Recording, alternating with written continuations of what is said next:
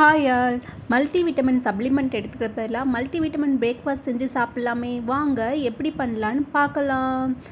கருப்பு கொள்ளு, கோதுமை, கருப்பு உளுந்து, கருப்பு கொண்டக்கடலை, கருப்பு கர்னி அரிசி, ராஜ்மா, பச்சை பாசிப்பருப்பு எல்லாத்தையும் அரை கப் எடுத்துக்கோங்க.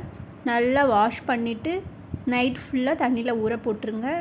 மார்னிங் எழுந்திரிச்சி அது மிக்ஸி ஜாரில் போட்டு இஞ்சி பூண்டு போட்டு ஒரு அரவை அரைச்சிட்டு கொஞ்சம் தண்ணி மிக்ஸ் பண்ணி ஒரு தோசை பதத்துக்கு வர்ற மாதிரி ஃபைன் பேஸ்ட்டாக அரைச்சிக்கோங்க.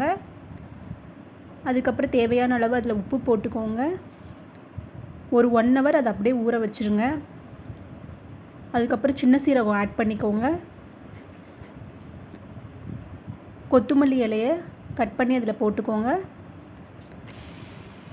ஆஸ் யூஷுவல் எப்பயும் போல் தோசை பண்ணுற மாதிரி தோசை பண்ணுங்கள். ஹெல்த்தியானது. நம்ம எல்லோரும் ஏதோ ஒரு டிஃபிஷியன்சி காரணமாக விட்டமின்ஸ் டேப்லெட்ஸ் எடுக்கிறோம். விட்டமின் டி, விட்டமின் B12 அந்த மாதிரி எடுக்கிறோம். அதுக்கு பதிலாக இந்த மாதிரி சாப்பிடுங்க.